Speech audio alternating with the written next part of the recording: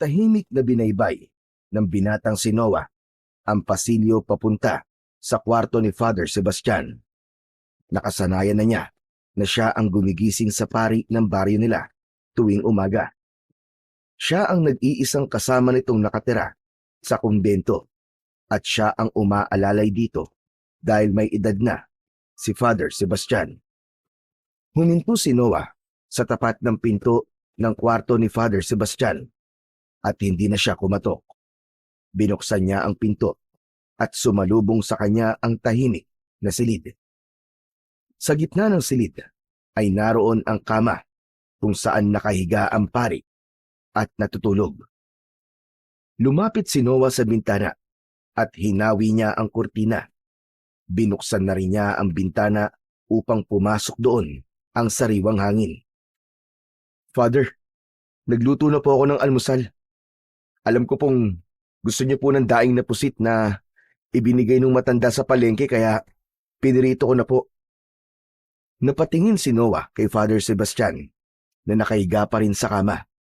Napangiti siya nang maalala ang unang beses na magkakilala silang dalawa. Noon ay palaboy-laboy lang siya at walang direksyon ang buhay. Ngunit isang araw, sa gitna ng kanyang pagnanakaw sa palengke, ay isang kamay ang maigpit na humawak sa kanya. Hindi upang saktan siya, kundi upang iahon siya sa kanyang pagkakalugmok. Si Father Sebastian ang nagbigay kay Noah ng panibagong buhay. Tinulungan siya nitong bumangon mula sa kanyang madilim na nakaraan. Ipinakilala siya nito sa Diyos. Kaya naman, ganun na lamang kamahal ni Noah si Father Sebastian dahil malaki ang utang na loob niya rito. Father, gising na po kayo. Baka po lumamig na yung kape niyo eh. Ayaw niyo pa naman ng malamig na kape. Lumapit si Noah sa kama at marahang naupo sa gilid. Napansin niyang hindi man lang gumalaw ang pari mula sa pagkakahiga. Kaya naman bahagya niyang tinapik ang braso nito pero hindi pa rin ito nagising. Sa pangalawang beses na pagtapik niya sa pari ay natigilan siya nang maramdaman na napakalamig ng balat nito. Sa pagkakataon na yon ay niyugyug na ni Noah si Father Sebastian pero hindi pa rin ito nagigising.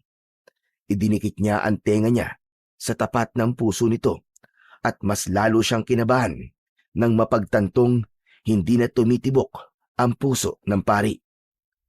Naglandas ang mga luha sa magkabila ang pisngi ni Noah.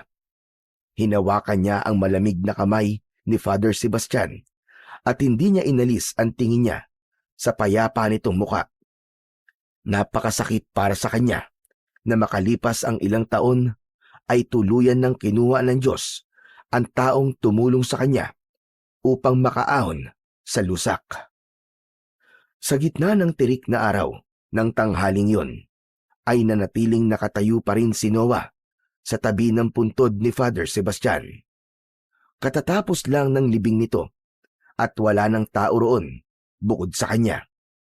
Hindi pa rin siya makapaniwala na wala na ang taong tumulong sa kanya nung lugmok na lugmok siya sa kahirapan. Nakatingin lang siya sa lapida nito habang may natuyong luha sa muka. Maya-maya pa ay lumapit kay Noah ang kaibigan niyang si Gregorio. Marahan siya nitong tinapik sa balikat ni hindi man lang niya ito nilingon. Noah, ano ba? Kanina pa tapos ang libing ah. Huwag mong sabihin na gusto pa sumama kay Father Sebastian kaya nandito ka pa rin. Ayoko pang umalis, Gregorio. Alam kong darating ang araw na mawawala siya dahil may sakit siya sa puso. Kaya inihanda ko na noon ang sarili ko. Pero kahit na anong paghahanda pala ang gawin ko, ay masasaktan at masasaktan pa rin ako. Parang tatay ko na si Father Sebastian, Gregorio eh. Siyempre, ito naman oh. Kaya nga father ang tawag sa kanya, di ba? Malamang. Parang tatay mo na talaga siya. Pero joke lang, Noah. Alam mo, ang isipin mo na lang eh. Kung nasan man ngayon si Father Sebastian, ay masaya na siya. Wala na siyang sakit na mararamdaman. Happy-happy at chill-chill na lang siya doon. Yan din naman ang iniisip ko eh. Pero hindi ko alam kung ano magiging buhay ko ngayong wala na si Father Sebastian. Huwag ka mag-alala. Nandito pa naman ako eh. Hindi kita iiwan, tol. Hindi ako aalis sa tabi mo. Promise. Ngunit bago pa man makasagot si Noah, ay biglang bumuhos na ang ulan. Hala! Anak ng... Umalis na tayo, Noah. Baka magkasakit pa tayo. Tatakbo na sana si Gregorio, pero hinawakan ito ni Noah sa braso ng mahigpit. Kakasabi mo lang, di ba, hindi mo ako iiwan? Dito ka lang. Aba, tol. May limitasyon din ang kabayanihan ko, no? Bahala ka sa buhay mo. Inalis ni Gregorio ang kamay ni Noah sa braso nito at tumakbo na palayo upang maghanap ng masisilungan. Habang si Noah naman ay nanatili pa rin sa kinatatayuan kahit basang-basa na siya ng ulan. Paalam, Father. Maraming salamat sa lahat. Sa pagmamahal, sa gabay, at sa paniniwala at pagtitiwala mo sa akin. Hindi ko alam kung paano magsisimula nang wala ka. Pero susubukan ko para sa iyo. Matapos ang ilang minuto, ay naglakad na si Noah pabalik sa kumbento. Medyo humina na ang ulan, pero ang kalungkutan niya ay hindi pa rin nababawasan kahit konti. Nang makarating siya sa kumbento, ay dumiretso siya sa banyo para maligo. Matapos yon, ay nagpalit siya ng malinis na damit. Agad na nagtungo si Noah sa silid ni Father Sebastian. Pagpasok niya ron, ay naupo siya sa silya na malapit sa bintana. Yun ang paboritong pwesto ng pari, lalo na kapag nagpapahinga ito. Maya-maya pa ay tumayo si Noah at lumapit sa kama. Napakunot noo siya nang mapansin ang isang puting sobre na nasa labas at may nakasulat na pangalan ni Noah. Nakapatong ang sobre sa isang pahabang kahon. Nasa tansya niya ay 2 o 3 dangkal niya ang haba. Hindi na bago kay Noah ang kahon na yon, dahil simula nang dumating siya sa kumbento ay naroon na yon. Ang iniisip niya ay baka lalagyan yon ng mga personal na gamit ni Father Sebastian, gaya ng mga alahas. Kinuha ni Noah ang sobre at dahil nakapangalan naman yun sa kanya, ay binuksan niya yon. Isang sulat yon mula kay Father Sebastian. Ang nakita niya na agad niyang binasa. Noah, kung hawak mo na ang sulat na ito, malamang ay wala na ako sa mundong ito. Nagpapasalamat ako sa mga araw na nakasama kita. Ngunit ang sulat na ito ay upang malaman mo ang kapalaran na alam kong nakalaan talaga para sa iyo. May isang bagay akong kailangan ipagkatiwala sa iyo. Sa baryo natin ay may nakaambang panganib. At sa lahat ng taong nakilala ko, ikaw lamang ang nakita kong may sapat na puso, tapang at pananampalataya upang harapin ito. Hanapin mo ang isang lalaking ang pangalan ay Andres. Siya ay naniniraan sa gitna ng kagubatan sa kanlurang bahagi ng ating baryo. Dalhin mo sa kanya ang kahon na pinatungan na sulat na ito. Siya na ang bahalang magpaliwanag sa iyo ng lahat. Huwag kang matakot, Noah. Hindi kita iiwan. Sa bawat hakbang mo ay nasa tabi mo lang ako. Napatitig si Noah sa kahon. Kinuha niya yon, pero hindi niya mabuksan dahil nakakandado. Binuhat niya ang kahon at napangiwi siya dahil meron yung kabigatan. Ano kayang laman ito? Saka, ano kayang tungkulin na sinasabi ni Father Sebastian? Maraming tanong ang gumulo sa isipan ni Noah matapos basahin ang sulat na hawak niya. Ganun pa man, alam niya na hindi siya ipapahamak ni Father Sebastian, kaya nagdesisyon siya na gawin ang nais nitong gawin niya. Nang sumunod na araw, ay maagang nagising si Noah. Nagluto siya ng almusal at may lungkot siyang naramdaman dahil hindi niya nakasabay sa pagkain si Father Sebastian. Sa kabila ng kanyang pagluluksa, ay buo na ang kanyang desisyon. Gagawin niya ang huling kahilingan ng taong nagbigay sa kanya ng tahanan, direksyon at pananampalataya. Matapos kumain, ay nag-alay ng panalangin si Noah.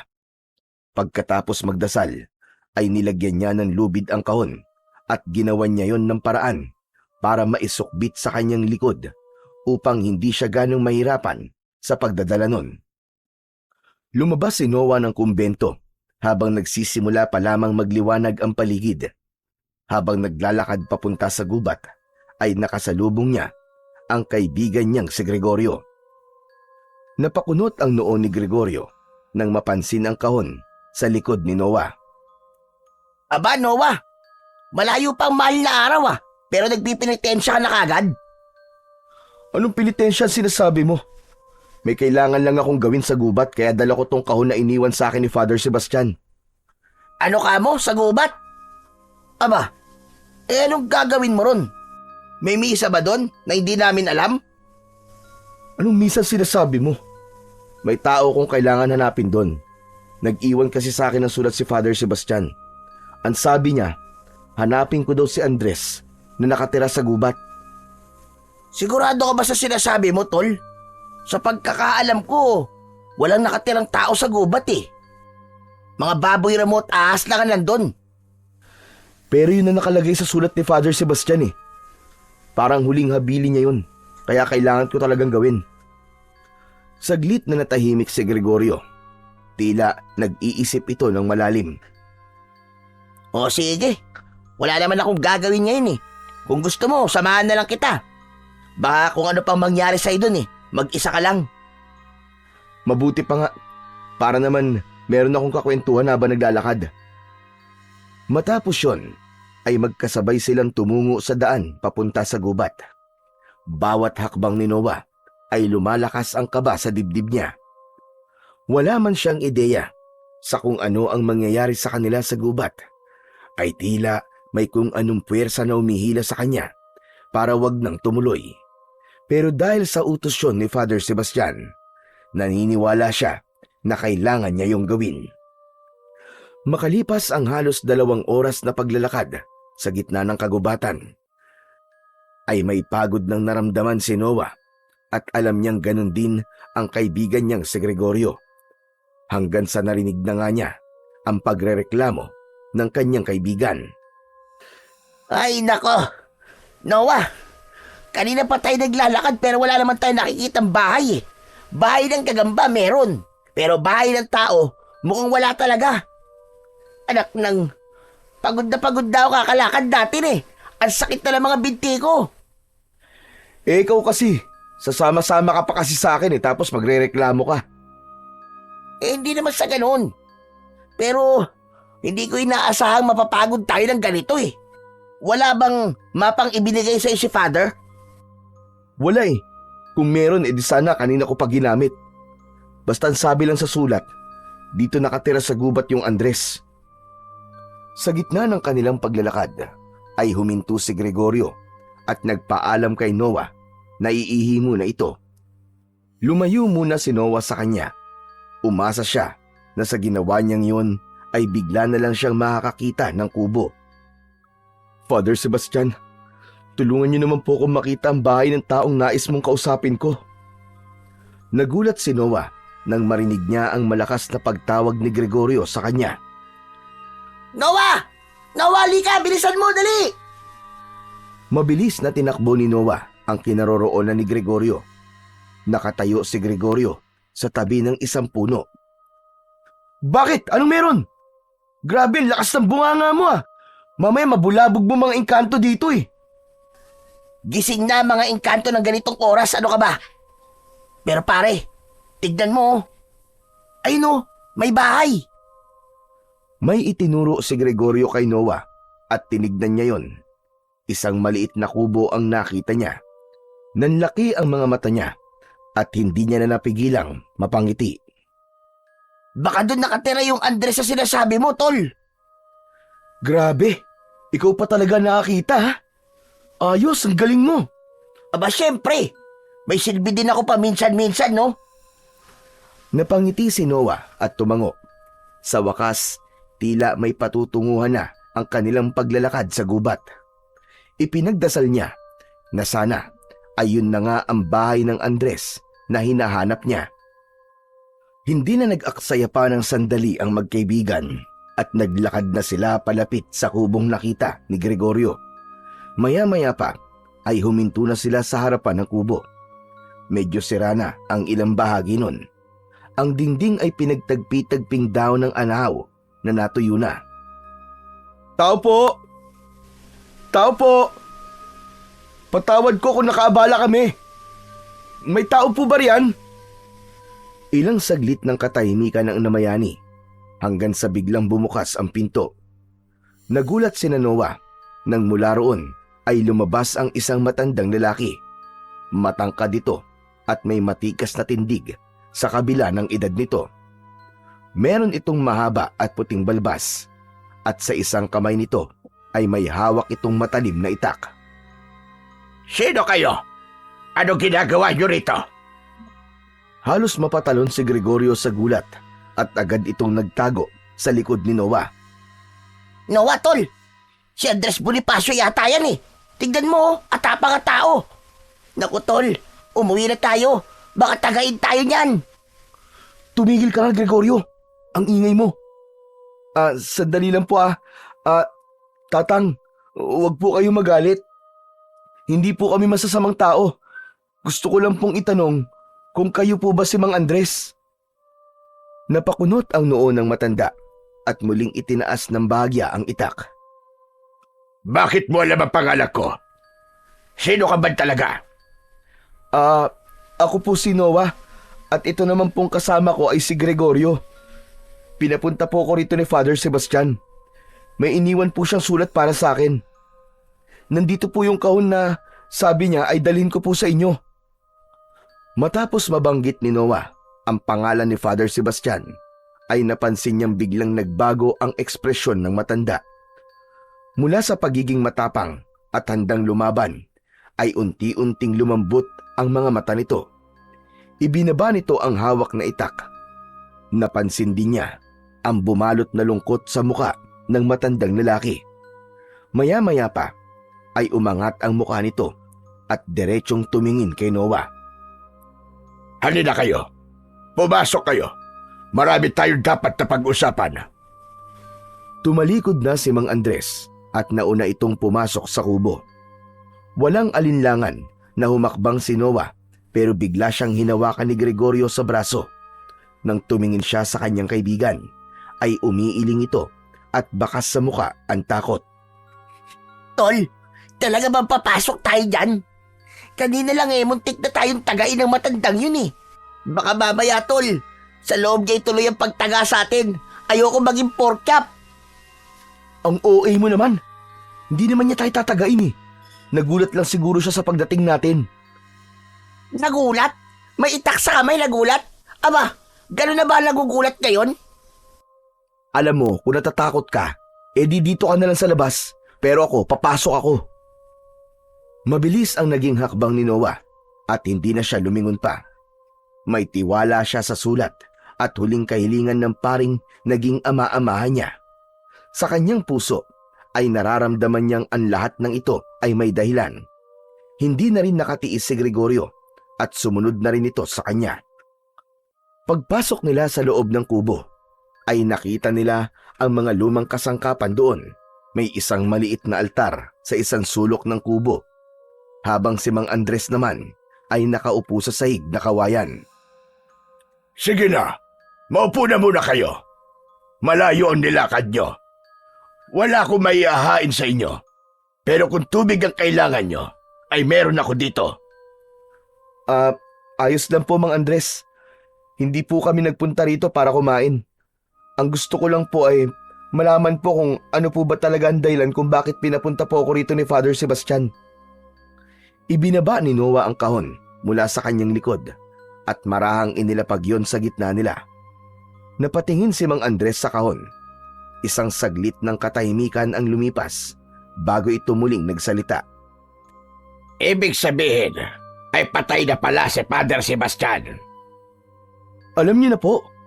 May nakarating po bang balita sa inyo? Hanep, grabe na talaga ang chismis ngayon, no? Kahit sa gitna ng kagubatan, nakakarating na. May pa-broadcast na ba mga hayop dito? Hindi. Walang dumating na balita sa akin.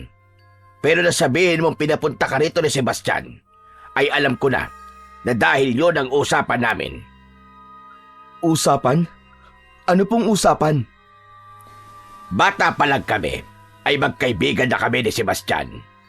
Magkasangga kami sa pakikipaglaban sa mga aswang noon. Pero magkaiba kami ng kakayahan kung saan kami magaling. Si Sebastian ay mahusay sa mano-manong pakikipaglaban. Ako naman ay sa anting-anting at mutya eksperto.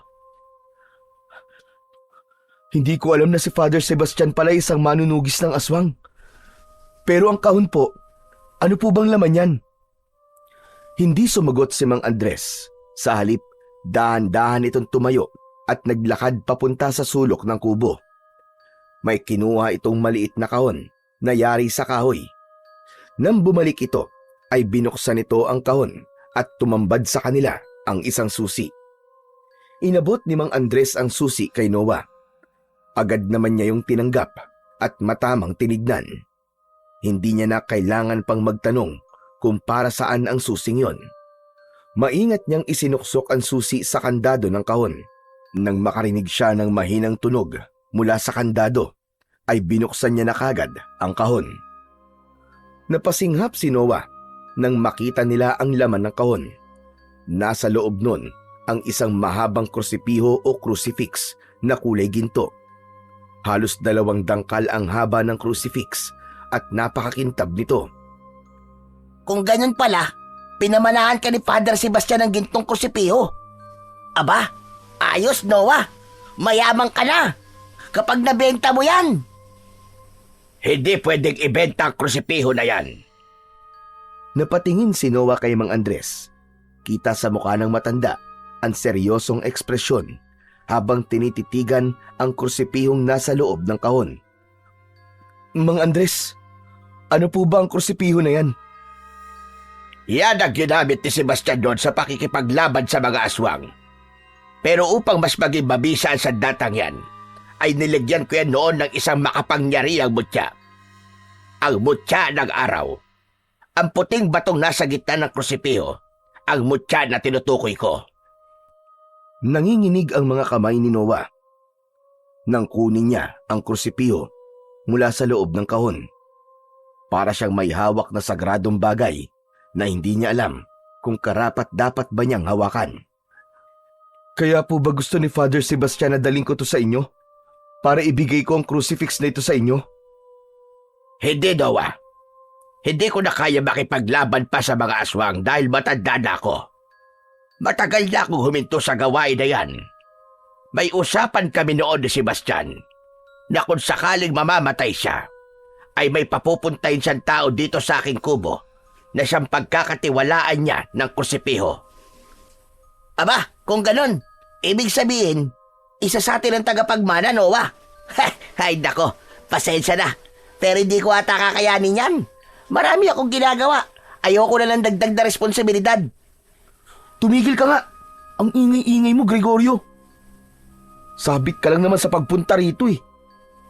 Ako lang ang tinutukoy ni Mang Andres, hindi ikaw.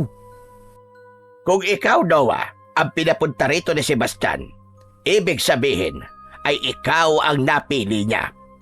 Ikaw ang pinagkakatiwalaan niyang lumaban sa mga aswang sa propesiya na nakita ko noon. Ha? Ano pong propesiya, Mang Andres? Lulusob ang isang malakas na grupo ng mga aswang sa baryo niyo. Hindi ko alam kung kailan eksakto, pero nararamdaman ko malapit na. Kaya noon pa man, naghahanda na si Sebastian. Sinabi niya sa akin na kung sakaling bawian siya ng buhay bago dumating ang panahong yon, ay kailangan may magtatanggol sa mga tao sa baryo niyo laban sa mga aswang. At ikaw na ngayon, Noah. Napako ang paningin ni Noah sa krusipiho na nasa kanyang mga palad. Hindi niya alam kung ano ang mararamdaman niya ng sandaling yon. Naniniwala siya sa mga aswang, ngunit ang hindi niya maintindihan ay kung ano ang nakita ni Father Sebastian sa kanya at sa kanya niya ipinagkatiwala ang sandatang yon. Kailangan mo nang magsanay, Noah. Hindi sapat ang tapang na meron ka sa laban na kakaharapin mo.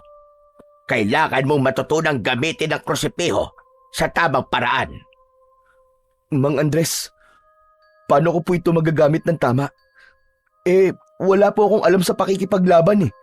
Lalong-lalo na po sa mga aswang. Bahagyang ngumiti si Mang Andres, saka tumango. Huwag kang mag-alala. May gabay ka. Agmutya ng araw na nasa gitna ng krusipiho. Hindi lang yan pampalakas. Yan ang magiging gabay mo, Noah. Mararamdaman mo yon dahil ikaw na ngayon ang tagapangalaga niyan. Napasulyap si Noah sa mutya ng araw na nasa gitna ng krusipiho. Ngayon niya lang napansin na tila may bahagyang pagkinangyon kahit walang sinag ng araw sa loob ng kubo. At hindi lang yan isang ordinaryong krusipiho. Sa loob niyan ay may nakatagong mga sandata. Kinuha ni Mang Andres ang krusipiho mula kay Noah. Maingat nitong pinisil ang isang bahagi sa likod ng krusipiho. Biglang lumabas sa itaas na bahagi ng krusipiho ang isang mahabang patalim. Sa magkabila ang dulo ng krusipiho ay umusbong rin ang dalawang balaraw na mukhang matatalim at may nakaukit na mga sinaunang simbolo. Wow! Ang astig naman pala ng krusipiho na yan! Ito ang tunay na anyo ng krusipiho, Noah. May 3 sandata ka sa isang gamit lang. Maaari mo itong sabit sa likod mo upang mas madali para sa iyo ang pagdadala nito. Napalunok si Noah. Hindi niya akalaing sa loob ng krusipiho ay may mga nakatagong sandata. Ibinalik ni Mang Andres ang krusipiho sa kanya at nang muli niya yung mahawakan ay may kakaibang enerhiya na dumaloy sa katawan niya na alam niyang nagmula sa krusipiho. Pero, bakit ako? Bakit ako ang pinili ni Father Sebastian? Sigurado ko na may kilala siya na biyasa na sa pakikipaglaban sa mga aswang. Dahil may nakita si Sebastian sa iyo na nakikita ko rin sa iyo ngayon. May apoy sa loob mo na hindi kayang patayin ng kadiliman. Mahina ka pa ngayon, oo. Pero ang puso mo ay dalisay at matibay. At yan ang pinaka-importante sa pakikipaglaban sa kasamaan. Hindi ka pipiliin ni Sebastian kung wala kang kakayahang lumaban. Hindi nakasagot si Noah. Sa halip, marahan siyang tumango. Balikan mo ko bukas na madaling araw.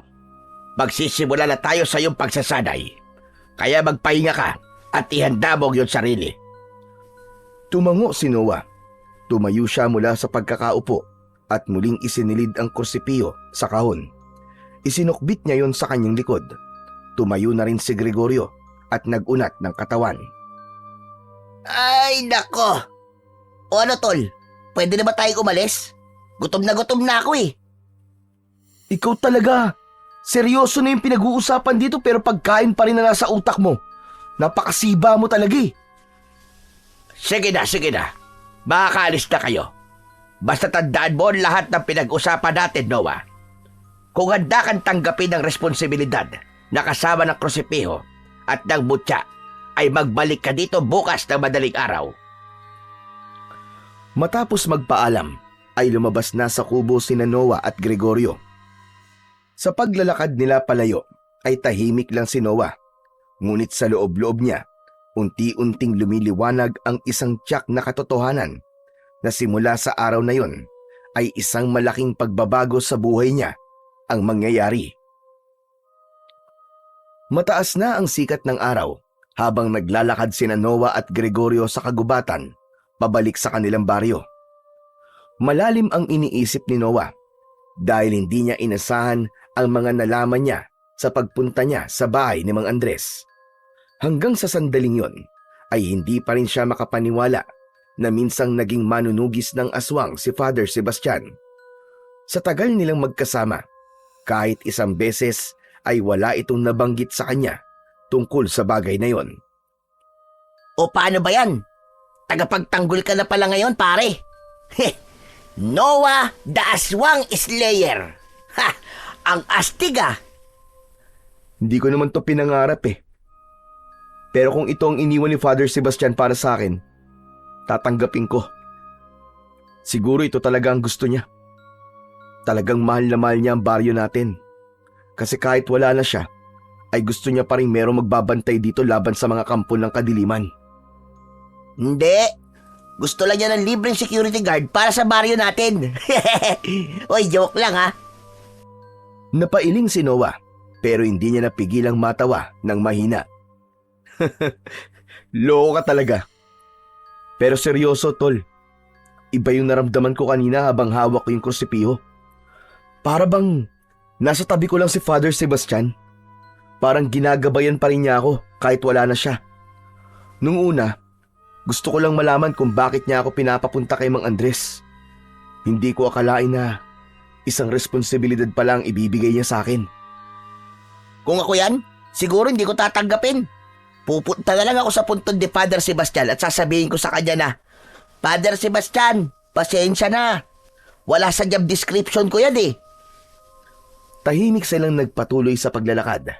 Sa bawat hakbang ni Noah ay mas lalong sumisiksik sa isip niya ang mga maaaring mangyari sa mga susunod na araw. Makalipas ang ilang oras ay nakalabas na sina Noah at Gregorio ng gubat. Nang makarating na si Gregorio sa tapat ng bahay nito, ay huminto muna sila. Oh, dito na muna ako ah. Paniguradong galit na naman si nanay sa akin. Ilang oras din akong wala sa bahay. Sige tol, salamat sa pagsama sa akin. O ikaw, uwi ka na rin ba? Hindi pa, dadaan muna ako ng sementeryo. Gusto ko lang makausap si Father Sebastian. O sige, ingat ka tol ah. Sabihin mo na lang sa akin kung sasagot si Father Sebastian sa'yo. Sira ulo ka talaga. Sige na, pumasok ka na nga sa bahay nyo, tapos uminom ka ng gamot. Anong gamot? Eh wala naman akong sakit ah. Meron, sakit sa utak. Kumaway muna si Gregorio kay Noah bago pumasok sa bahay nito. Habang si Noah naman ay naglakad na patungo sa sementeryo na may ngiti sa muka. Hindi ganun kalayo ang sementeryo sa baryo ni Noah, kaya mabilis siyang nakarating doon. Huminto siya sa tapat ng lapida ni Father Sebastian. Tahimik na naupo si Noah sa gilid ng lapida at tinignan niya yon habang may luwang nagbabadya sa gilid ng kanyang mga mata. Father, hindi ko po alam kung bakit po ako ang pinili niyo. Pero kung ito po ang gusto niyong gawin ko ay tatanggapin ko po. Ang dami kong tanong, Father. Kung kaya ko ba ang responsibilidad na ito? Paano kung mabigo ako? Ang pinanghahawakan ko na lang po ngayon ay ang tiwala niyo sa akin. Kung naniniwala po kayo sa akin, naisip ko na kailangan ko ring maniwala sa sarili ko. Salamat, Father. Salamat sa tiwala. Sisikapin ko na hindi ko kayo mabibigo. Matapos yon ay tumango na si Noah at naglakad palayo. Isang malalim na paghinga ang pinakawalan niya habang may matinding kaba na unti-unting bumabangon sa kanyang dibdib. Nang makarating si Noah sa kwarto niya sa kumbento, ay isinarado niya kagad ang pinto. Umupo siya sa kama at inilapag doon ang kahon kung saan nakalagay ang krusipiho. Binuksan niya yon at hinaplos niya ang krusipihong naroon. Maya-maya pa ay kinuha niya yon at tinignan ng mabuti. Napatitig siya ron ng matagal at umalingaw-ngaw sa loob ng kanyang isipan ang lahat ng sinabi sa kanya ni Mang Andres. Hindi nagtagal ay ibinalik niya sa kahon ang krusipiho at saka siya humiga sa kama. Dahil sa labis na pagod ay mabilis siyang nakatulog. Sa pagtulog ni Noah ay dinalaw siya ng isang panaginip. Nasa gitna siya ng isang masukal na kagubatan hanggang sa pumunit sa katahimikan ng gabi ang isang malakas na sigaw mula sa isang babae. Tulungan mo ako! Tulungan mo ako, Noah! Napalingon si Noah doon at nakita niya ang isang babae na kinakaladkad palayo ng isang napakalaking aswang. Tumakbo si Noah upang iligtas ang babae. Tumingin ang babae sa kanya at nakita niya ang napakaganda nitong muka. Sa mga mata nito ay nabanaag niya ang takot at pagmamakaawa na iligtas niya ito. Napabalikwas si Noah sa pagkakahiga. Nagising siya na habol ang kanyang paghinga. Pawis na pawis ang kanyang noo at ramdam niya ang matinding kaba sa kanyang dibdib. Napagtanto ni Noah na maaari na isang pangitain ang panaginip na yon, na malapit na talagang mangyari ang propesiyang sinabi sa kanya ni Mang Andres. Madaling araw pa lang ay gising na si Noah. Wala pang liwanag ng araw na sumisilip sa kalangitan, ngunit nakahanda na siya. Umalis siya sa kumbento na dala ang krusipiyo na nasa kahon. Pagdating niya sa kagubatan ay mas naramdaman niya ang lamig. Buo ang desisyon na magsanay sa tulong ni Mang Andres para sa nalalapit na pagdating ng mga aswang sa baryo nila. Nang marating ni Noah ang harapan ng kubo ni Mang Andres, ay nagulat siya nang makita niya si Gregorio roon na may hawak na tinapay sa isang kamay at tasa ng kape sa kabila. Ngumiti ito ng malaki at tumango sa kanya. "Hoy! Anong ginagawa mo rito?" Good morning, tol. Malamang, gusto kong makita kung paano ka turuan ni Mang Andres, no? Malay mo, matuto rin ako kahit papano. Grabe ka! Nauna ka pa talaga sa akin dito. Parang ikaw ang magsasanay ah. Alam mo naman na nakasupport ako palagi sa'yo, di ba? Malay mo, magiging sidekick mo ko. Karamihan sa mga superhero dapat may sidekick. Siyempre, wala nang ibang pwedeng maging sidekick mo kundi ako na best friend mo. Akala ko ba, hindi ka handa sa responsibilidad? Yung responsibilidad lang na kagaya ng sayo ang hindi ko kaya. Bago pa makasagot si Noah, ay bumukas ang pinto ng kubo at lumabas si Mang Andres. Nandito ka na pala, Noah. Masaya ako na narito ka. Ngayon ay sisimulan na natin ang pagsasanay mo. Huwag kang mag-alala. Hindi kita pababayaan. Handa ka na ba? Handa na po ako, Mang Andres. Buong-buo na rin po ang loob ko na tanggapin ang tungkulin na ipinagkatiwala sa akin ni Father Sebastian. Gagawin ko po ito bilang pag-alala sa kanya. Tumango si Mang Andres. Saka nito sinabi na sa likod ng kubo nito nila gagawin ang pagsasanay dahil mas malaki ang espasyo doon. Nagpatiuna na ito sa pagpunta roon, habang si Noah at Gregorio ay sandaling nagkatinginan at saka sumunod sa matandang lalaki. Agad na sinimulan ni Noah ang pagsasanay sa paggamit ng krusipiho sa tulong ni Mang Andres. Napansin niya na nung una ay mabigat ang krusipiho, pero nang sandaling yon ay naging magaan na yon. Ayon kay Mang Andres ay magandang senyalis yon dahil ibig sabihin ay tinanggap na talaga siya ng krusipiho at ng mutya bilang bagong tagapangalaga nito.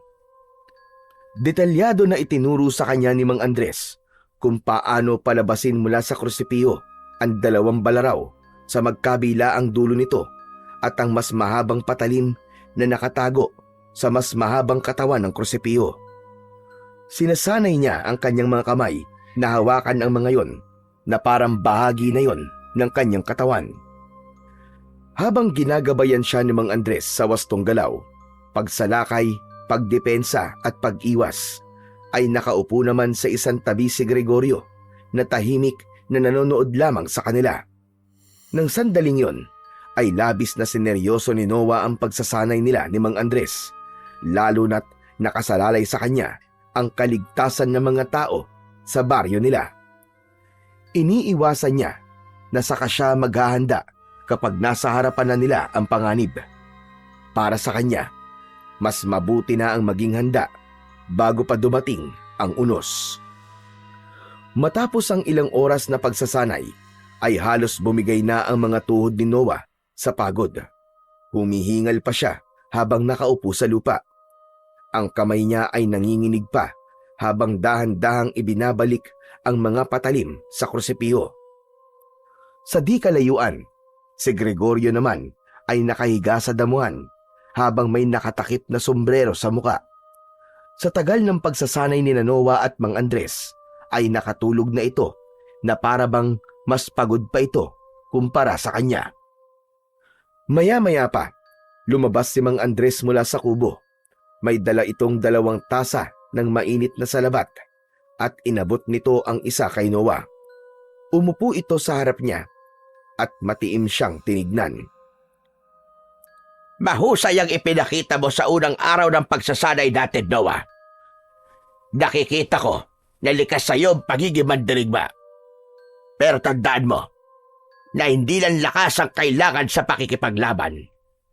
Kailangan mo rin pag-aralan kung kailan ka lalaban at kailan ka atras. Mas lalong delikado kung puro tapang lang ang gagamitin mo. Dapat alam mo kung kailan ka dapat umatras. Walang karuwagan sa pag-atras. Ang importante ay hindi ka susuko na ipaglaban ang pinaglalaban mo. Maraming salamat po, Mang Andres. Napakalaki po talaga ng tulong niyo sa akin. Tatandaan ko po lahat ng itinuro at mga sinasabi niyo sa akin. Huwag ka muna magpasalamat sa akin, Noah. Nagsisimula pa lamang tayo. Marami ka pang dapat pagdaanan. Naiintindihan ko po. Tumango si Mang Andres, saka tumayo. Bumalik ka rito kahit na anong araw at oras na nais mong magsanay. Pero mas makabubuti na magsanay ka rin ng ikaw lang kung hindi ka makakapunta rito. Isang mahinang tango ang itinugon ni Noah sa sinabing yun ni Mang Andres. Nang sandaling yon ay mas lalong lumakas ang kaba niya.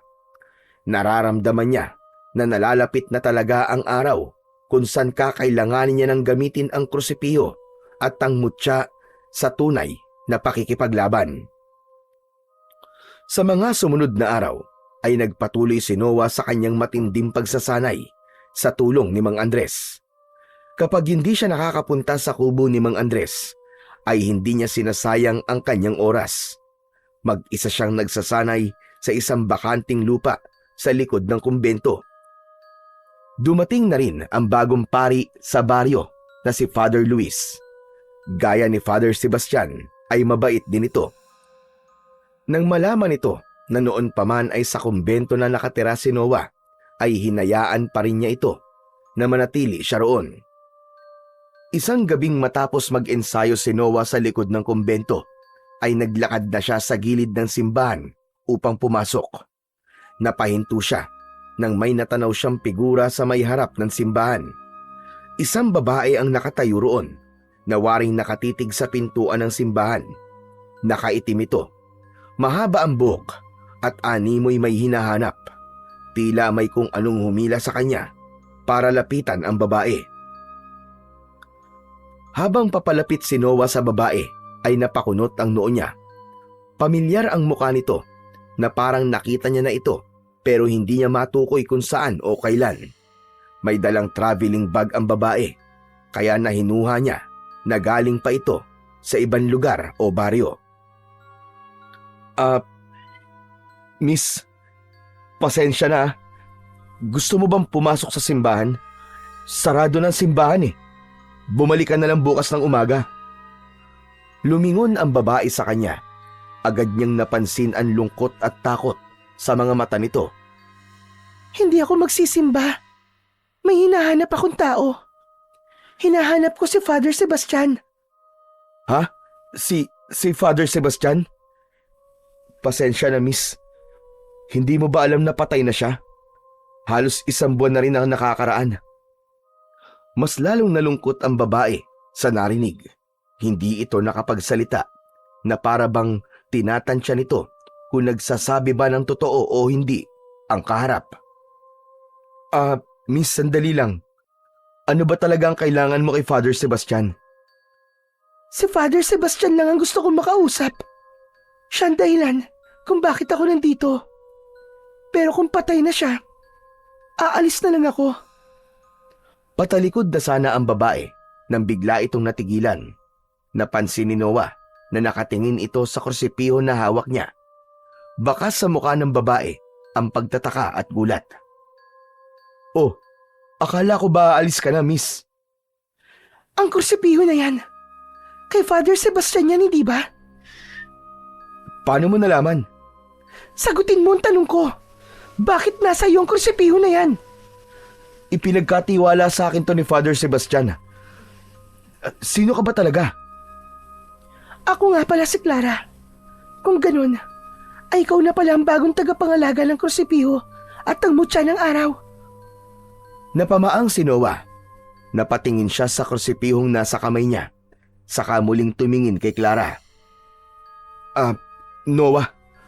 Noah ang pangalan ko. Pero, paano mo nalaman to? Bakit alam mo ang tungkol sa kursipiho at sa mutya ng araw? Hindi sumagot si Clara. Tinitigan lang nito si Noah ng diretso na parang may gusto itong sabihin. Ano? Tititigan mo na lang ba ako o sasagot ka? Kailangan ko si Father Sebastian dahil siya lang ang may kakayahan na magprotekta sa akin mula kina Lauro at sa mga alagad niyang aswang. Anong ibig mong sabihin? Hindi kita maintindihan, miss. Bago mamatay ang lolo ko, sinabi niya sa akin na hanapin ko raw si Father Sebastian. Siya raw ang may hawak ng kursipiho at ang mutya ng araw. Siya lang daw ang makakatulong sa akin para hindi ako makuha ni na Lauro. Pero bakit kailangan kanyang protektahan? Bakit ikaw? At sino si Lauro?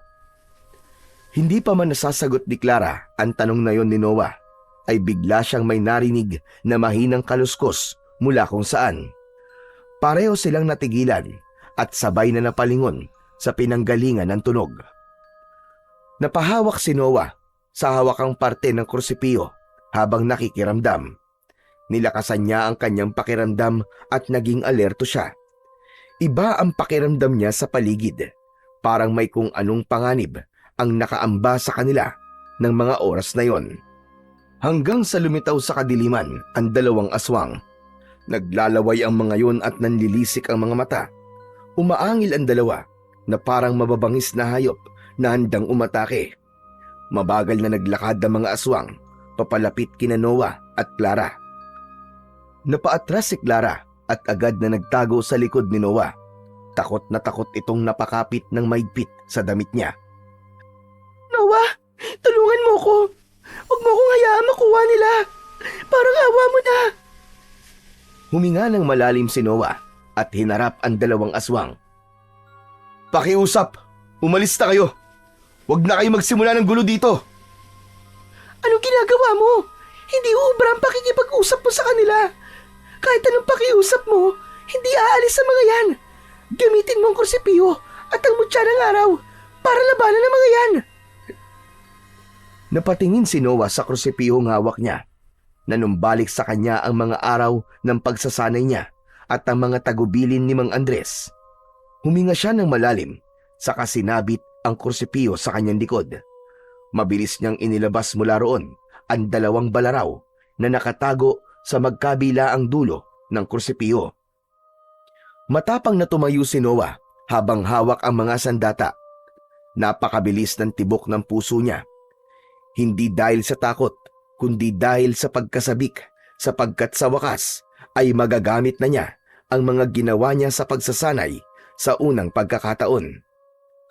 Sa isang iglap, sabay na sumugod ang dalawang aswang sa kanya. Ang mas maliit, ngunit mas mabilis sa dalawa ay umikot sa kaliwa ni Noah, habang ang isa naman ay sumugod mula sa kanyang harapan. Hinigpitan ni Noah ang hawak sa kanyang dalawang balaraw. Umatake ang aswang na nasa kanyang harapan. Mabilis na umiwas si Noah, habang si Clara naman ay tumakbo sa may pinto ng simbahan at sumiksik doon. Inundayan ni Noah ng saksak ang unang aswang. Umiwas ito, pero nadaplisan ito ng talim ng balaraw sa tagiliran. Sumigaw ang aswang na akala mo ay isa itong kinakatay na baboy. Sunod namang umatake ang isa pang aswang mula sa likuran ni Noah. Naramdaman ni Noah ang presensya nito, kaya dumapa siya at gumulong sa lupa. Nang dumaan sa harapan niya ang aswang, ay hiniwa niya ang binti nito. Natumba ito at nagpagulong-gulong, pero agad din itong tumayo. Ang isa namang aswang ay galit na tumalon papunta kay Noah. Ngunit handa si Noah. Sinalubong niya ang aswang at sinaksak niya ito gamit ang dalawang balaraw, isa sa dibdib at isa sa tiyan. Nang bumagsak sa lupa ang katawan ng aswang, ay nagsimulang mangitim ang balat nito. Nagulat si Noah nang biglang nagliyab ang katawan ng aswang hanggang sa naging abuyon. Muling umatake kay Noah ang natitirang aswang. Nagpalitan sila ng pag-atake, pero madaling naiwasan ni Noah ang lahat ng pag-atake ng aswang sa kanya. Hanggang sa nagtagumpay siyang masaksak sa dibdib ang aswang, at gaya ng naunang aswang ay nasunog ito at naging abo. Matapos mapatay ang dalawang aswang, ay habol ni Noah ang kanyang paghinga. Hindi siya makapaniwala na nagawa niyang makapatay ng dalawang aswang. Ibinalik niya ang dalawang balaraw sa krusipiyo at naglakad siya papunta kay Clara. Inilahad niya ang kamay niya at tinanggap naman yun ng dalaga. Tinulungan niya itong makatayo. "Ligtas ka na, Clara. Wala ka nang dapat ikatakot." Salamat, Noah. Oo, sa ngayon ligtas ako. Tayo. Pero marami pang darating, Noah. Hindi lang dalawa, kundi marami. "Marami kang kailangang ipaliwanag sa akin, Clara. Siguro naman ay karapatang kumalaman ng lahat ngayong iniligtas kita." Tahimik na tumango si Clara. Walang pagtutol sa mukha nito. Naglakad si Noah papunta sa kwarto niya sa kumbento. Naramdaman niyang nakasunod sa kanya si Clara. Pagdating sa loob ng kumbento, ay agad na pumasok si Noah sa kanyang silid. Nang makapasok doon si Clara, ay isinarado niya ang pinto. Pinaupo niya si Clara habang siya naman ay nakatayo sa harapan nito. "Ngayon, Clara, sabihin mo sa akin ang totoo. Bakit ka hinahanap ng mga aswang? Ano ang kailangan nila sa'yo?" Gusto kong kunin ni Lauro para gawing palayan niya. Hindi ko alam kung bakit ako napili niya. Namatay na lang ang lolo ko sa pagprotekta sa akin. At ilang araw bago siya napatay ni na Lauro, ay sinabi niya na hanapin ko si Father Sebastian dahil siya lang ang may kakayahang protektahan ako. Pero dahil wala na pala siya, ay sa'yo na ako hihingi ng tulong. Noah, ikaw na lang ang natitirang pag-asa ko.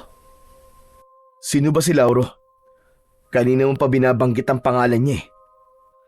Si Lauro ang pinuno ng mga aswang sa baryo namin. Ilang taon na silang nananalasa doon. Kung makukuha niya ako, ay mas lalakas sila. Mas madali siya makakagawa ng mas marami pang katulad niya. Kaya nakikiusap ako sa iyo, Noah. Tulungan mo ko.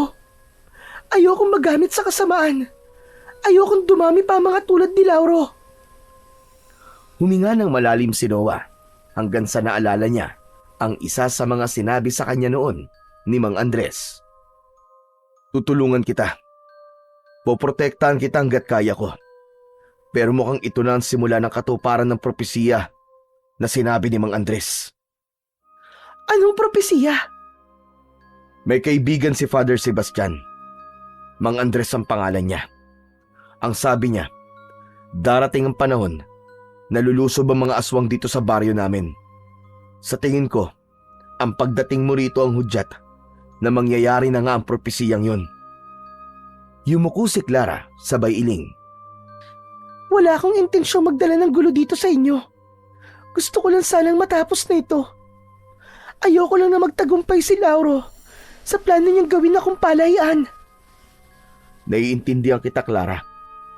Hindi ka dapat makonsensya dahil ang lahat ng ito ay nakatakdang mangyari. Pero kailangan nating gumawa ng paraan para hindi ka nila makuha. At higit sa lahat, kailangan kong mapatay si Lauro para hindi mo na kailangan magtago sa kanya. Maraming salamat talaga, Noah. Salamat. Napakabuti mo. Sa kabila ng takot sa mga mata ni Clara, ay nagawa nitong ngumiti kay Noah.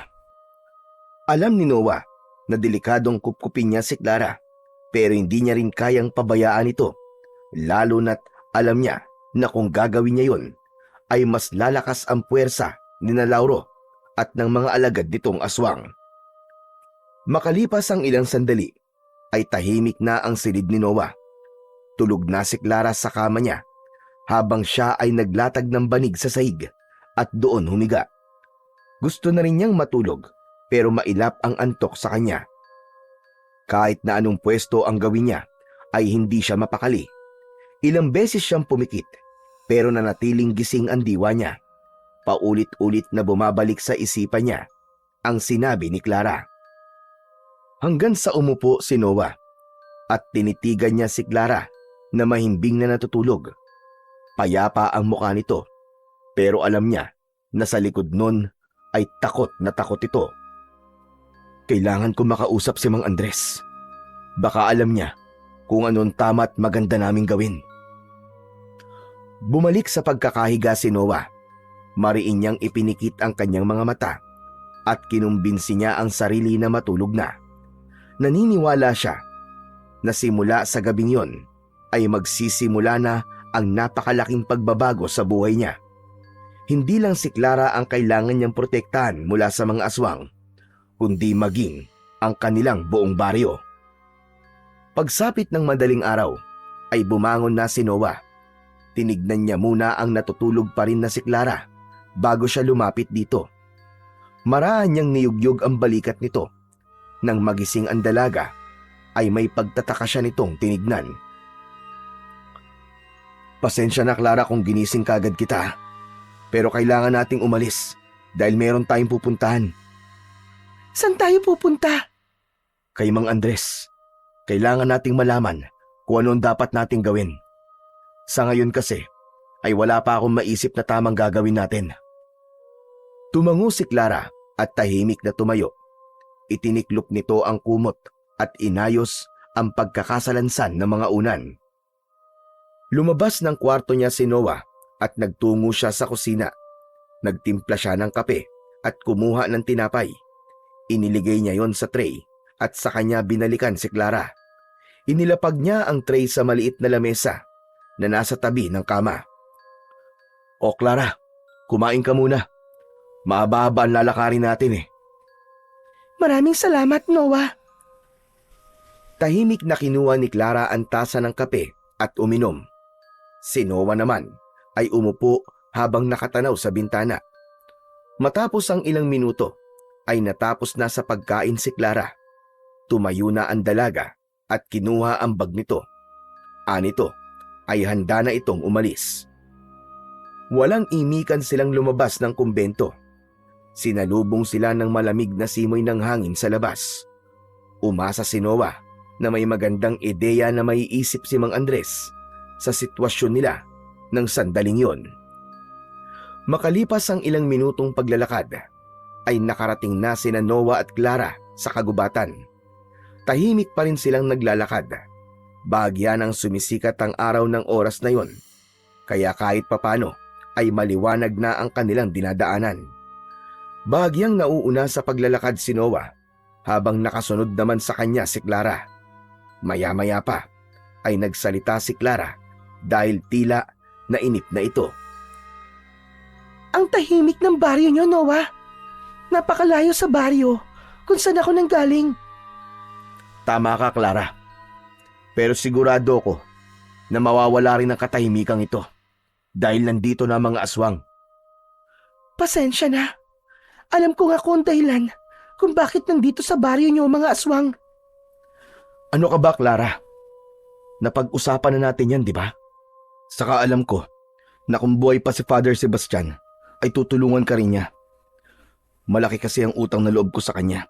Kaya kahit wala na siya, ginagawa ko pa rin ang mga nais niyang gawin ko. Pero ngayon ko lang napagtanto. Parehas pala tayong nawalan. Hindi ba nabanggit mong pinatay ng mga aswang ang lolo mo? Tama ka, Noah. Siya lang ang meron ako. Simulat sa pool, siya nagpalaki sa akin. Kaya't napakasakit para sa akin ang kamatayan niya. Ikaw, bakit mo nasabing malaki ang utang na loob mo kay Father Sebastian? Noon kasi, walang direksyon ang buhay ko. Nang makita ko ni Father Sebastian, tinulungan niya ako magbago.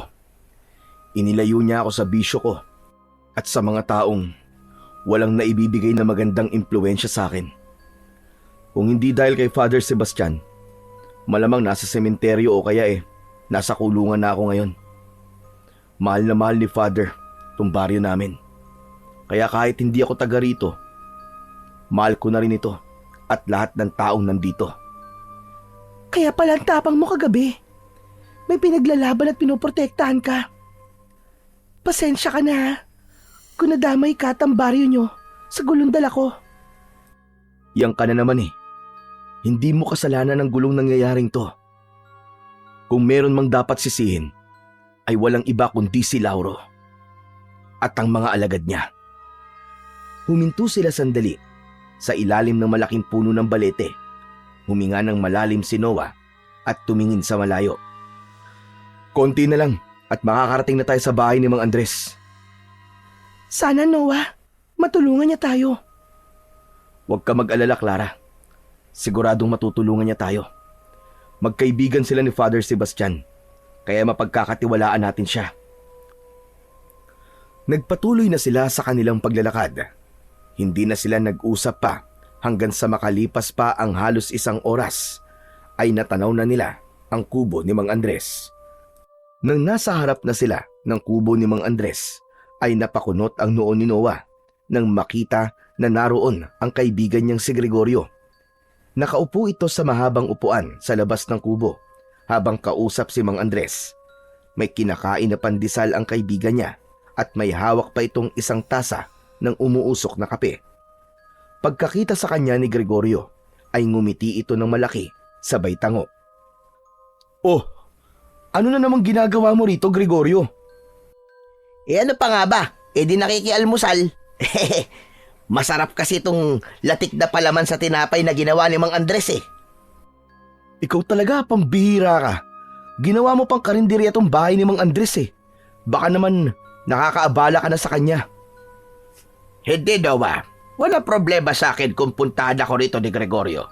Maganda nga yun at may nakakausap ako rito paminsan-minsan. Nakakatulong sa akin para hindi ako maburyong. Aba, sandali lang. Sino yung magandang dalagang kasama mo, Noah, ha? Bakit hindi mo sinabi sa akin na may girlfriend ka na pala? Kailan lang kasal nyo? Huy, tumahimik ka nga dyan, Gregorio. Hindi ko nobya si Clara, kaya tumigil ka, ha? Oh, hindi mo siya nobya? Aba, kung ganon, baka pwede ko siyang ligawan. Wala naman ako sabit Tumigil ka na nga sa mga kalokohan mo. Kailangan namin makausap si Mang Andres. May importante kaming pag-uusapan. Ano ba pag-uusapan natin, Noah? Mang Andres, kagabi po, nagsimula na pong umatake ang mga aswang sa baryo. 2 ang hinarap ko at napatay ko naman po sila pareho. Si Clara, siya po ang hinahanap ng pinuno ng grupo ng mga aswang na yon. Ang pangalan po ng pinuno nila ay Lauro. At ayon po kay Clara, gusto siyang gawing palayan ni Lauro para dumami ang lahi nito. Bago mamatay ang lolo ni Clara, inutusan siya nitong humingi ng tulong kay Father Sebastian. Pero dahil wala na po si Father Sebastian, ay ako na po magpoprotekta kay Clara. Hindi kagad sumagot si Mang Andres. Tinignan nito si Clara na para bang nag-iisip ito ng malalim. Makalipas ang ilang sandali, ay huminga ng malalim ang matanda. Kung ganun pala, ay nagsisimula na nga ang katuparan ng propesiya. Yun nga din po naiisip ko.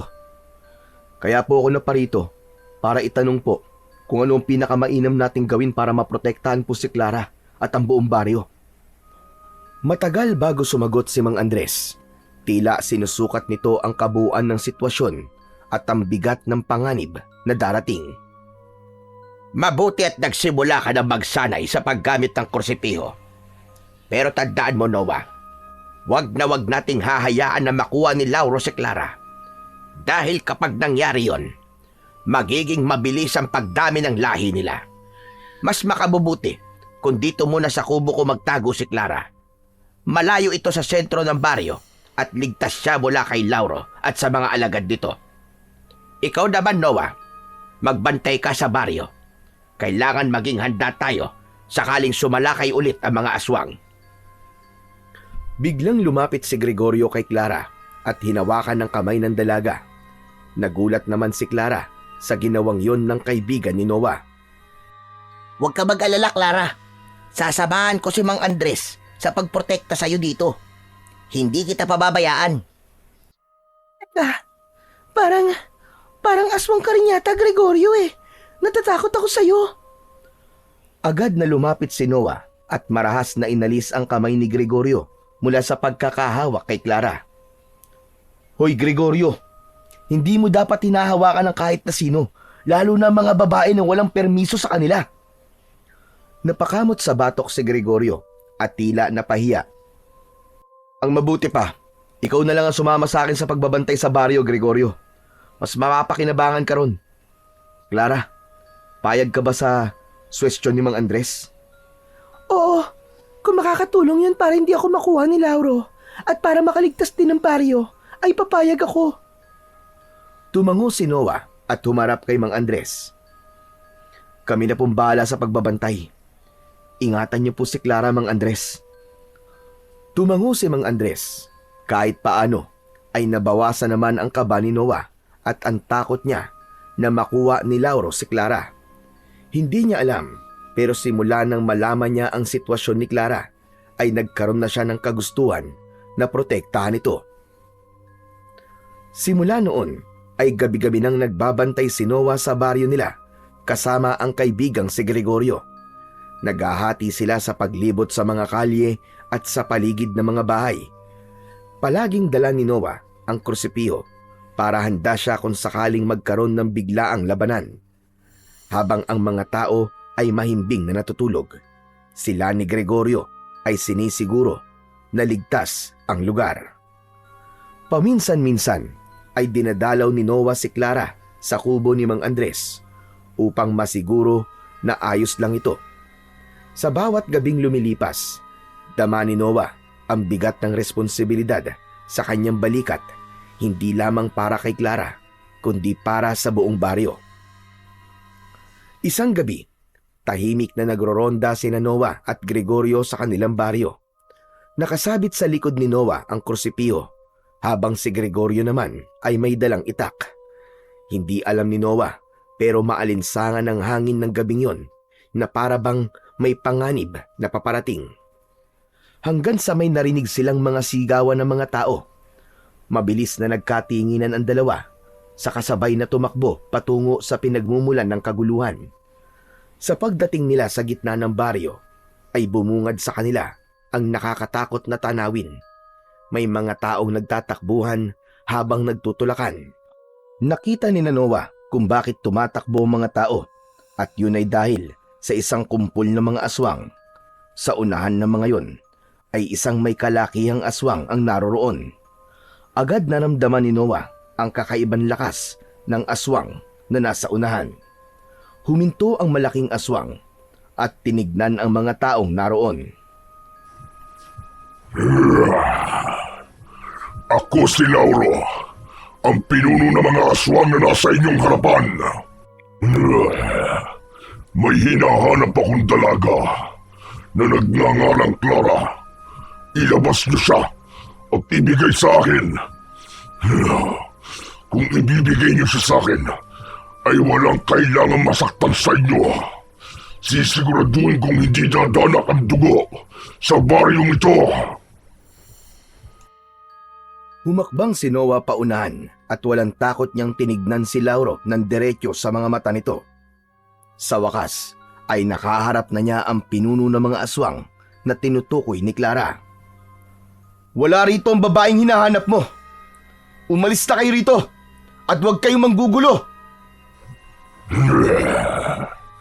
Alam kong nandito si Clara. Isa sa mga tauhan ko nakakita sa kanya na nagtungo rito. Ito ang tandaan niyo lahat. Bibigyan ko kayo ng palugit hanggang bukas ng gabi.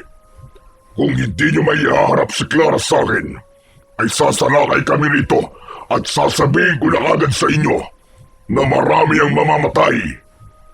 Pero kung may nais sa inyo na masiguro ang kanyang kaligtasan, maaari niyong dalhin si Clara sa aming kuta sa gubat. Matatagpuan niyo yon malapit sa may ilog. Nasa inyo ang desisyon kung nais niyo pang mabuhay o hindi na. Matapos yung sabihin ni Lauro, ay inutusan nito ang mga alagad nito na umalis na. Magkakasabay na umalis ang mga yon. Napako si Noah sa kanyang kinatatayuan. Alam niyang seryoso si Lauro sa banta nito, pero handa siyang lumaban at kahit na anong mangyari, ay hindi niya rito isusuko si Clara. Kinabukasan ng umaga ay magkasamang nagtungo sina Noah at Gregorio sa gubat upang puntahan sina Clara at Mang Andres. Pagkarating nila sa kubo ni Mang Andres, ay nadatnan nilang nakaupo sa bangkito si Mang Andres, habang si Clara naman ay abala sa pagsasampay ng mga damit na nilabhan nito. Agad silang lumapit kay Mang Andres. Nang makita sila ni Clara, ay lumapit na rin ito sa kanila. Sa mga mukha nyo, ay parang hindi maganda ang balitang sasabihin nyo. Hindi po talaga maganda, Mang Andres. Dumating si Lauro kagabi sa baryo. Nagpakita siya sa harap ng mga tao kasama ang iba pa niyang mga kasamahan. Hinahanap po niya si Clara. Binigyan niya kami ng palugit hanggang bukas ng gabi, at kapag hindi namin isinuko si Clara, ay tuluyan na po niyang sasalakayin ng buong baryo. Nangyari na nga ang kinatatakutan dating lahat. Sabi niya rin, kung sino raw ang makapagdadala kay Clara sa kuta nila na nandito raw sa loob ng gubat, ay hindi nila papatayin. Diyos ko, nandito lang pala sila sa malapit. Kung ganun, ano gagawin natin? Huwag ka mag-alala, Clara. Poprotektahan kita at hindi kita pababayaan. Hanggang nabubuhay ako, wala kang dapat na ikatakot. Akong bahala sa'yo. Tignan mo to. Sinolo mo na naman ang pagprotekta kay Clara. Ako, ikaw at si Mang Andres. Tayong tatlo ang poprotekta sa kanya. Nagpapabibo ka na naman eh. Nagtaka sila nang biglang naluwa si Clara. Maya-maya ay tuluyan na itong napaiyak at humikbi. Lumapit agad si Noah sa dalaga. Bakit ka umiiyak? Natatakot ka ba? Pasensya na talaga sa inyong lahat. Nagpapasalamat ako sa pagprotekta niyo sa akin. Kahit hindi niyo ako lubusang kilala. Pero hindi maalis sa isip ko na ako ang dahilan kung bakit kayo nasa ganitong sitwasyon. Ako ang hinahabol ng mga aswang. Ako ang gusto nila. Dahil sa akin, ay nanganganib kayo pati na ang buong baryo nyo. Hindi mo ito kasalanan, Clara. Matagal nang nakatakda ang pangyayaring ito. Kahit hindi ka dumating sa baryo, ay mangyayari at mangyayari ito sa ibang paraan. Ang pagdating mo ay hindi ang sanhi, kundi ang tanda ng pagsalakay ng mga aswang. Hindi ko alam. Pero hindi ko maalis sa akin ang makonsensya.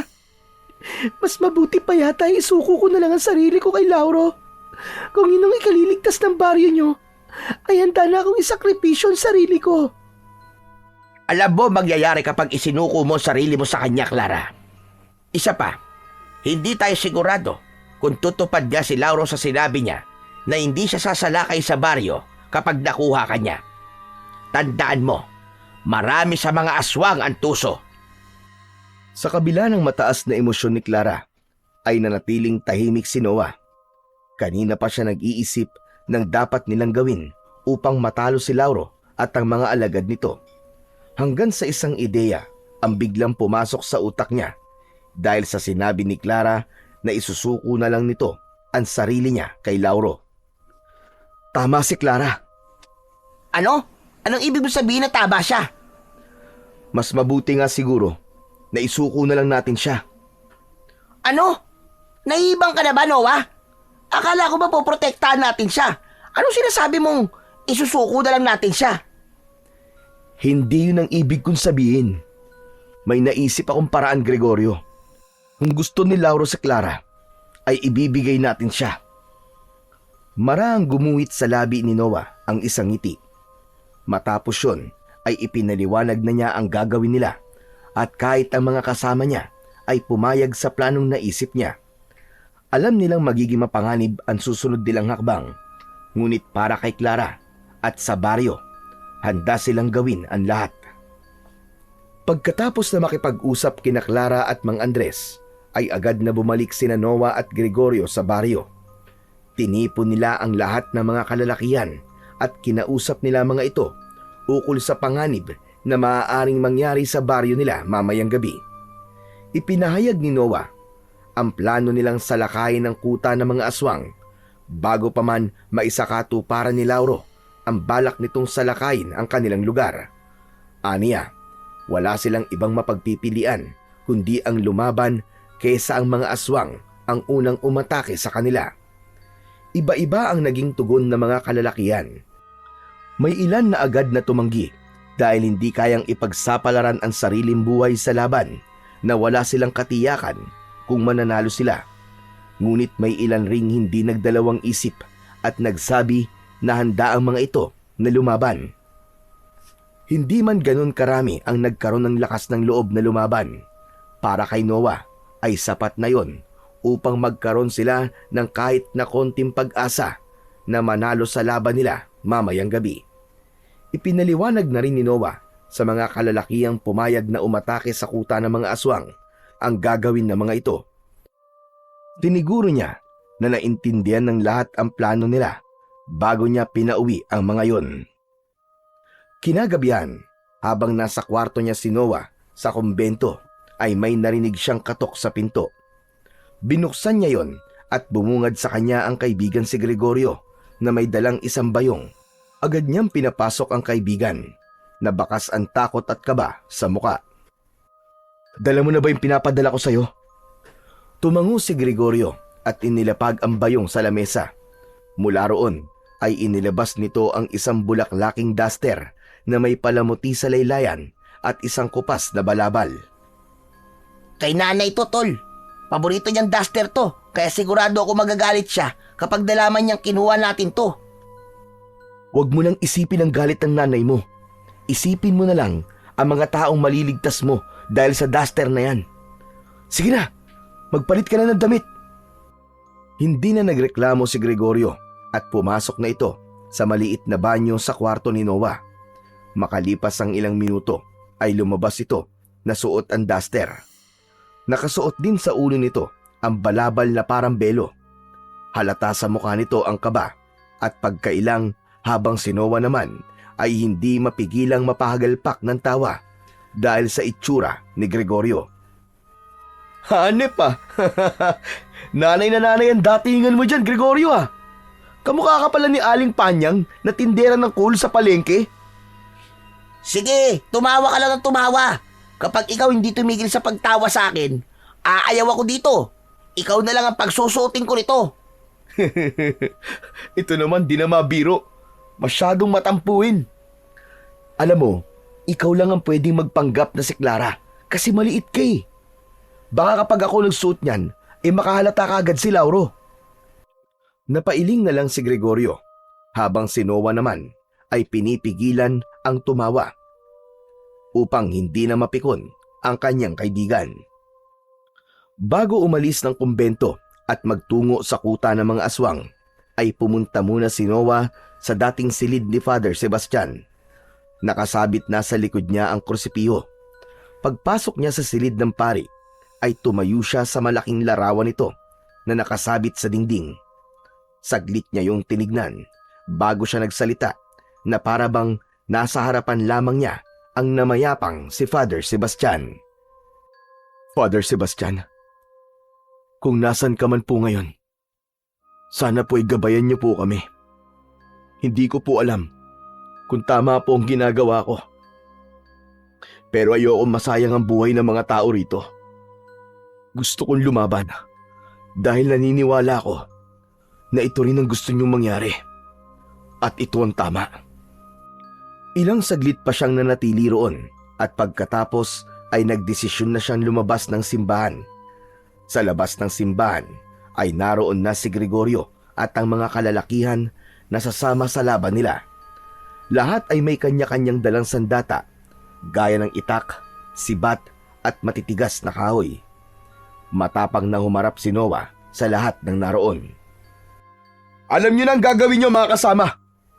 Walang puwang para magkamali ang kahit na isa sa atin. Dahil hindi lang buhay natin ang nakasalalay dito, kundi buhay ng lahat ng tao sa baryo natin. Matapos yun, ay nagsimula na silang maglakad patungo sa kuta ni na Lauro na nasa gubat. Kinakabahan at natatakot si Noah, pero ayaw niya yung ipakita sa mga kasama niya dahil alam niya na lahat ng naroon ay sa kanya humuhugot ng lakas ng loob. Bawat takbang niya ay sinasamahan niya ng pagdadasal na sana ay magtagumpay sila sa gabing yun. Mabigat ang bawat takbang ni Noah habang binabagtas nila ni Gregorio at ng mga kalalakihan ang masukal na daan patungo sa kuta ng mga aswang. Sa kabila ng katahimikan ng gabing yon, alam niya na sa kanilang destinasyon ay naroon ang mangyayaring malaking kaguluhan. Noah, pakiramdam ko, pinagtatawanan ako ng mga kasama natin. Bakit ba kasi kailangan ko pa magpanggap na si Clara eh? Pwede namang sugurin na lang natin kagad yung mga aswang sa kuta nila. Doon din naman ang punta ng plano natin ito, hindi ba? Hindi maganda na umatake tayo kagad. Mas mabuti kung iisipin nilang wala tayo o ako ron para makipaglaban. Kapag bababa ang depensa nila, mas malaki ang tsansa nating manalo. Tumango si Gregorio, bagamat halatang hindi pa rin ito gusto ang kasalukuyang papel na ginagampanan sa planong yun ni Noah. Nang malapit na sila sa ilog, ay nagbigay na ng hudyat si Noah. Isa-isa nang naghiwa-hiwalay ang mga kalalakihan at nagsimulang magtago sa likod ng mga puno at makakapal na halaman. Hanggang sa si Gregorio na lamang ang naiwan sa tabi ni Noah. Wala silang kibuan hanggang sa maging si Gregorio ay nagtago na rin sa likod ng isang puno nang matanaw na nila ang ilog kung saan nagkukuta ang mga aswang. Mas lalo pang nilakasan ni Noah ang loob nang mag-isa na lang siyang naglalakad. Natanaw na niya ang mga aswang na naroroon na nagtitipon pa na tila naghahanda na sa pagsalakay sa kanilang baryo. Nagpatuloy siya sa paglalakad hanggang sa naramdaman ng mga aswang ang kanyang presensya. Parang mga gutom na hayop na mabilis na sumugod ang mga yon kay Noah. Huminto siya dahil kagad siyang napalibutan ng mga aswang. Agad naman niyang itinaas ang dalawang kamay bilang senyales na wala siya roon para makipaglaban. Mula sa kung saan ay narinig ni Noah ang malalim at nakakakilabot na boses ni Lauro. Tumabi kayo! Huwag niyo muna siyang gagalawin! Mabilis na tumabi ang mga aswang na nasa harapan ni Noah upang bigyan ng daan ang pinuno ng mga ito. Naglakad si Lauro papalapit kay Noah at huminto ito na halos isang dipa na lamang ang layo mula sa kanya. Matangkad si Lauro, malaki ang katawan nito at kulay itim ang balat. Palaging nanlilisik ang mga mapupulang mga mata nito. Meron din itong matutulis na mga ngipin at ang mga kuko nito ay parang mga maliliit na patalim na kumikislap sa sinag ng bilog na buwan. Anong pangalan mo? At bakit nandito ka sa aming kuta? Ako si Noah. Dala ko ang babaeng hinahanap mo, si Clara. Nasaan siya? Iharap mo siya sa akin. Teka muna. Nais ko lang makasiguro, Lauro, na kapag binigay ko na siya sa'yo, nangangako ka bang hindi mo nasasaktan ng mga tao sa baryo namin? Yan ang kasunduan. Kapag nakuha ko na siya, ay walang masamang mangyayari sa baryo niyo. Huwag kang mag-alala. Bilang pinuno ng mga aswang, ay may isa kong salita.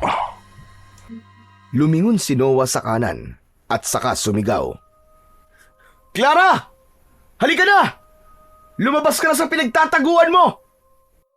Mula sa likod ng isang puno ay lumabas si Gregorio na suot ang bulaklaking duster. Ang balabal ay nakatakip sa ulo at mukha nito. Nakayuko itong naglalakad at bahagya pang humahampas ang balakang nito para mapanindigan nito ang kilos ng isang babae. Pumwesto si Gregorio sa tabi ni Noah. Huminga ng malalim si Noah at pilit niyang inalis ang kaba sa kanyang dibdib. Pinigilan niya ang sarili na mapatingin kay Gregorio dahil baka matawa na naman siya sa itsura nito. Alam niya na isang maling galaw lang niya ay maaaring maging mitya upang makaramdam kagad si Lauro na hindi si Clara ang nasa harap niya. Narito na si Clara. Kunin niyo na siya at umalis na kayo. Gaya na napagkasunduan natin. Tahimik lang si Lauro habang tinititigan si Gregorio na alam niyang si Clara. Habang nakatitig si Lauro kay Gregorio ay walang tigil sa pagdarasal si Noah na sana ay hindi magduda si Lauro na hindi si Clara ang taong nasa harapan nito. Ipinatong niya ang kamay niya sa balikat ng nakayukong si Gregorio.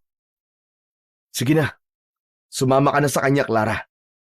Isipin mo na lang na ginagawa mo to para sa kaligtasan ng mga tao sa baryo. Hinding-hindi ka namin makakalimutan. Salamat, tol. Nanlaki ang mga mata ni Noah nang biglang nagsalita si Gregorio. Marahil ay masyado itong nadala sa eksena, kaya ito biglang nagpasalamat sa kanya. Maging si Lauro ay nagulat din at mas lalong nanlaki ang mga mata. Hinablot at hinila ni Lauro ang balabal na nakatakip sa muka ni Gregorio. Hindi ikaw si Clara. Niloloko niyo ako. Hindi! Ako talaga si Clara! Maniwala ka! Naging ganito lang ang itsura ko kasi nakatapak ako ng duwende. Pinarusahan niya ako pero babalik din ang mukha ko sa dati pagkalipas ng ilang araw. Niloko niyo ko. Pagbabayaran yung ginawa niyong ito at sisiguraduhin kong hindi na kayo makakalabas pa ng buhay sa gubat na ito.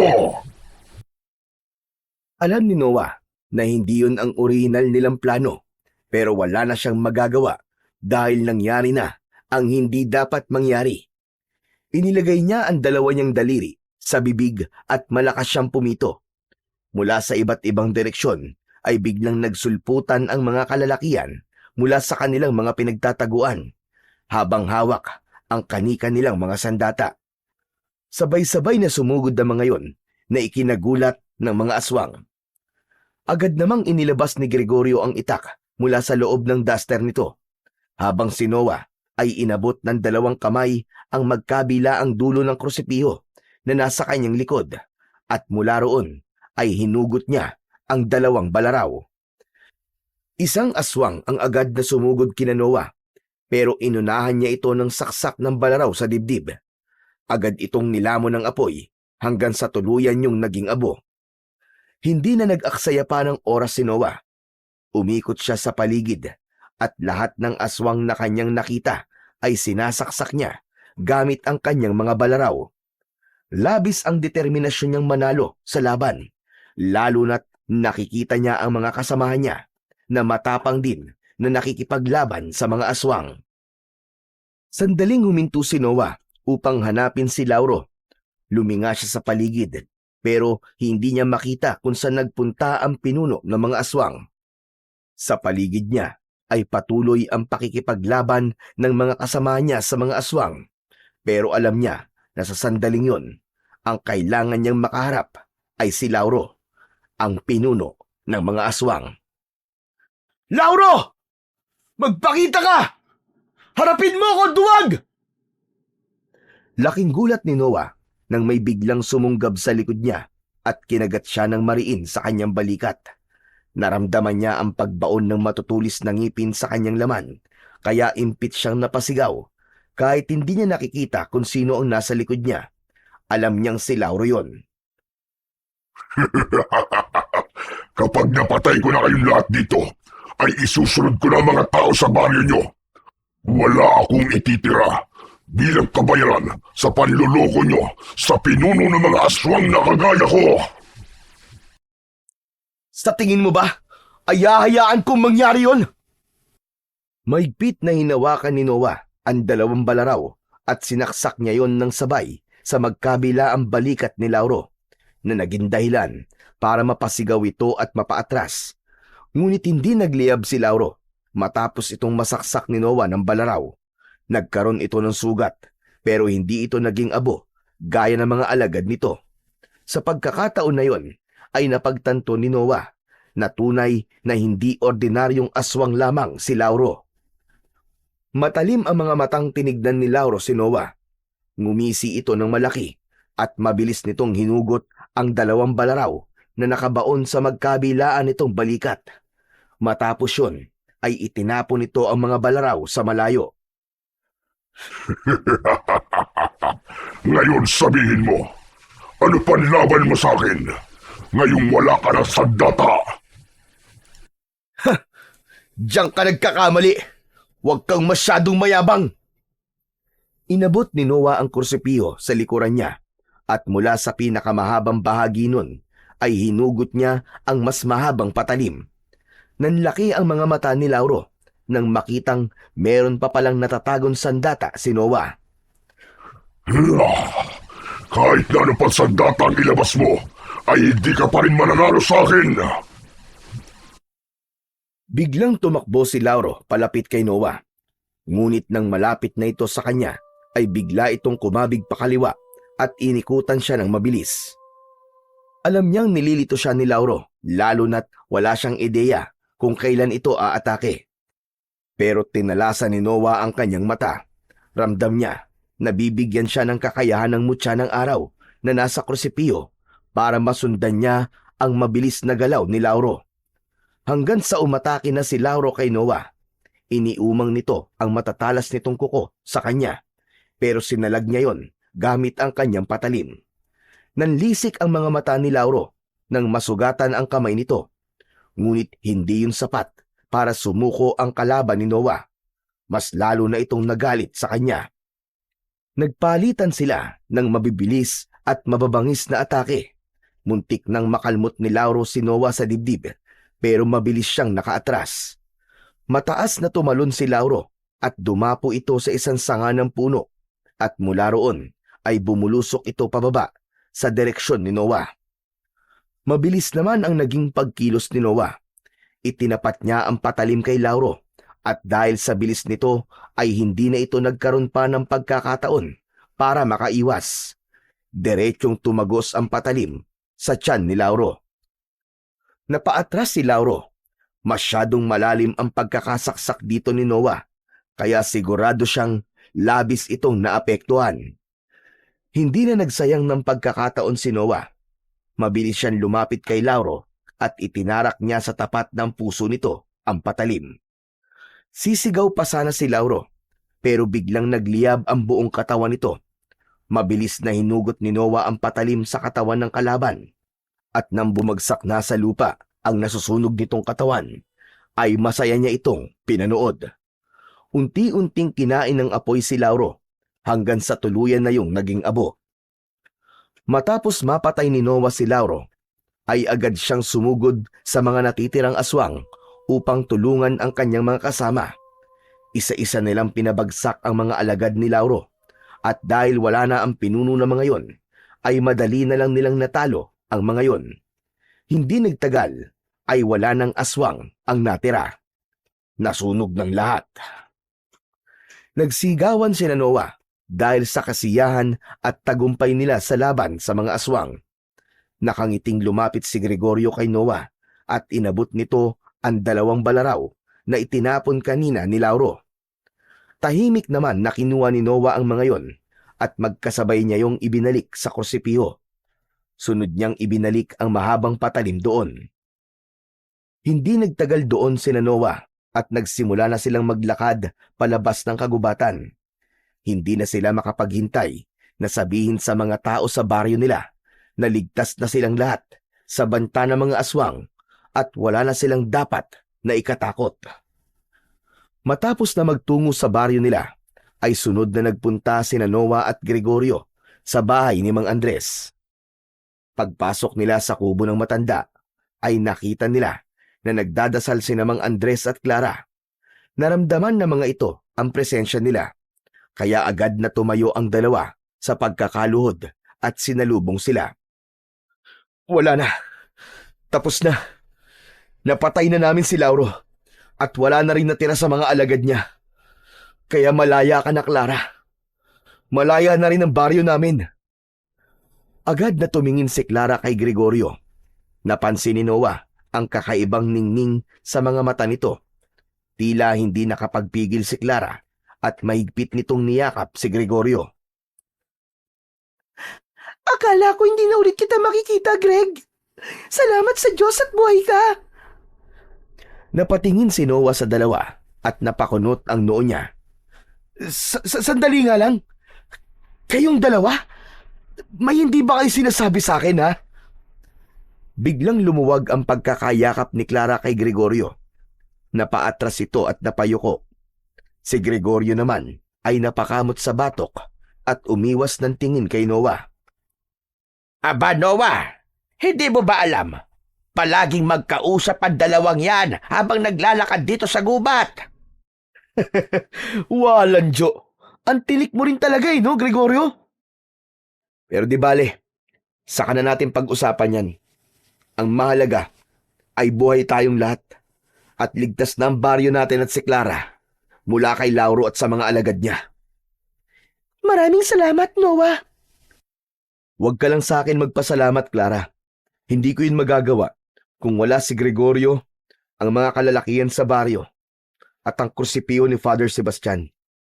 At syempre, ang mutya ng araw ni Mang Andres at sa pagtuturo niya sa akin.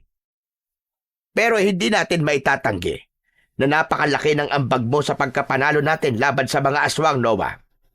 Sigurado ko na kung nasaan man si Sebastian ngayon, ay masayang-masaya siyang nakatingin sa iyo at labis kanyang ipinagmamalaki.